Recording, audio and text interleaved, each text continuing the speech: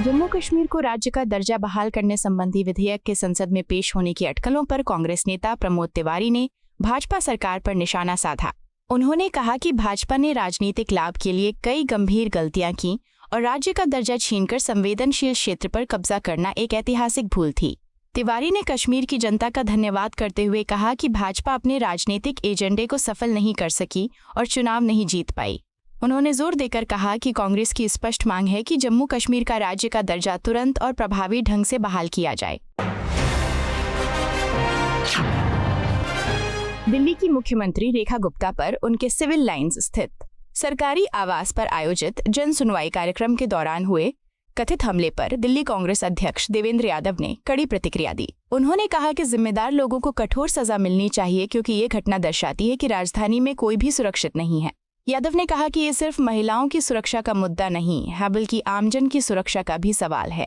मुख्यमंत्री रेखा गुप्ता के साथ हुई इस दुखद घटना की निंदा करते हुए उन्होंने चेतावनी दी कि अब जागने का समय है और दिल्ली में कानून व्यवस्था व महिलाओं की सुरक्षा को सर्वोच्च प्राथमिकता दी जानी चाहिए।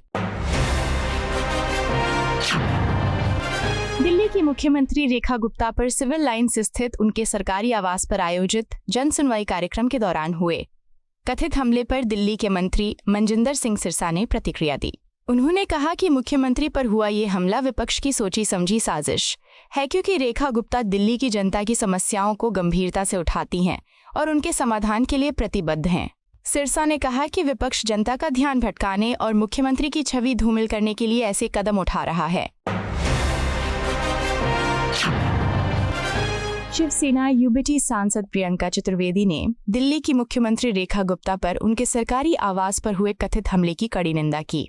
उन्होंने इसे एक शर्मनाक कृत्य करार देते हुए कहा कि राष्ट्रीय राजधानी की कानून व्यवस्था पर लंबे समय से सवाल उठते रहे हैं जहां चेन स्नैचिंग जैसे अपराध लगातार बढ़ रहे हैं।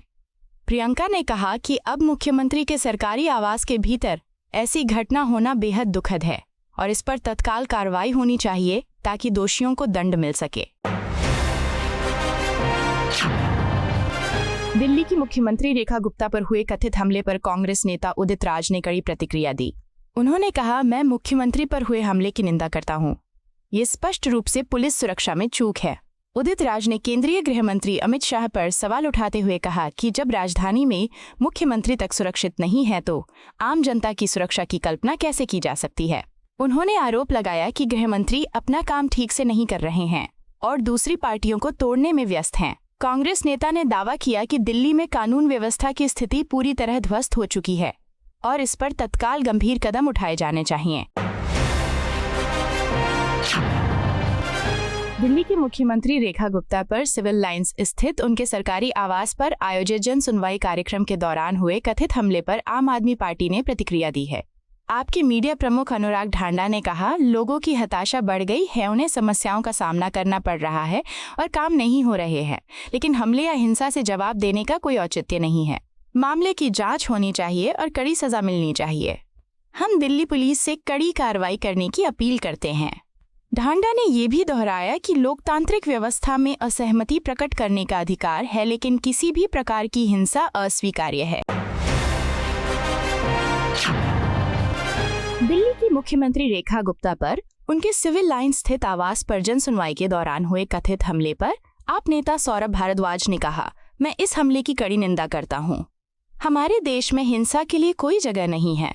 जब भी अरविंद केजरीवाल पर हमला हुआ, भाजपा ने ये कहकर उसे खारिज कर दिया कि हमलावर एक नागरिक सुरक्षा स्वयंसेवक था जो पूर्व मुख्यमंत्री से नाराज था। भाजपा ये भी कहती थी कि दिल्ली की जनता अरविंद केजरीवाल से नाराज है, इसलिए ऐसे हमले हुए।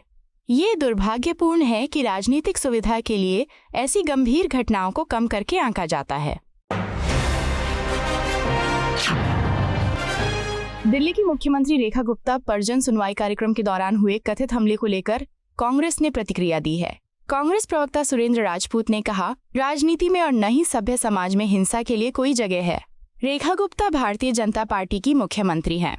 हम वैचारिक रूप से विरोधी हैं, लेकिन हम किसी भी रूप में हिंसा का समर्थन नहीं करते। चाहे वो हत्या हो, हिंसा हो या ऐसे कृत्यों के प्रयास हो, उनकी पूरी निंदा होनी चाहिए। उन्होंने आगे कहा कि लोकतंत्र में असहमति व्यक्त करने के लोकतांत्रिक और संवैधानिक तरीके हैं, लेकिन हिंसा किसी भी परिस्थिति में स्वीकार्य नहीं हो सकती। दिल्ली की मुख्यमंत्री रेखा गुप्ता पर जन सुनवाई कार्यक्रम के दौरान हुए कथित हमले को लेकर भाजपा सांसद बांसुरी स्वराज ने कड़ी प्रतिक्रिया दी है। उन्होंने कहा, आज हुआ ये हमला एक बेहद कायराना घटना है और मैं और मेरी पार्टी दोनों इसकी कड़ी निंदा करते हैं। मैं आपको बता दूं कि हमारी मुख्यमंत्री रेखा गुप्ता दृढ़ निश्चयी महिला हैं और उन पर ऐसा कोई भी कायराना कृत्य या हमला उन्हें रोक नहीं पाएगा। वो दिल्ली की प्रगति और लोगों के कल्याण के लिए अपने अथक प्रयास जारी रखेंगी। बांसुरी स्वराज ने यह भी कहा कि लोकतंत्र में इस तरह के कृत्य अस्वीकार्य हैं और दोषियों को कड़ी सजा मिलनी चाहिए।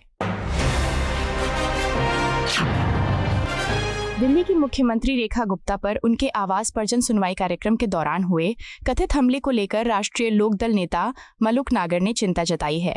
उन्होंने कहा, ये एक गंभीर मामला है। अगर इसमें किसी समूह या पार्टी की संलिप्तता है तो उसकी जांच होनी चाहिए, पूरी जांच होनी चाहिए ताकि ऐसी घटनाएं फिर कभी न हों।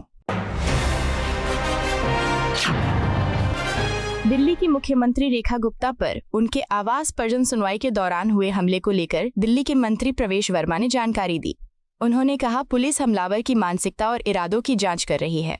हमें पता है कि हमलावर उनके घर की रेकी कर रहा था और आज सुबह का इंतजार कर रहा था। आज उसने उन पर हमला किया। मुख्यमंत्री के सिरकंधों और हाथों में चोटें आई हैं और उनका इलाज चल रहा है।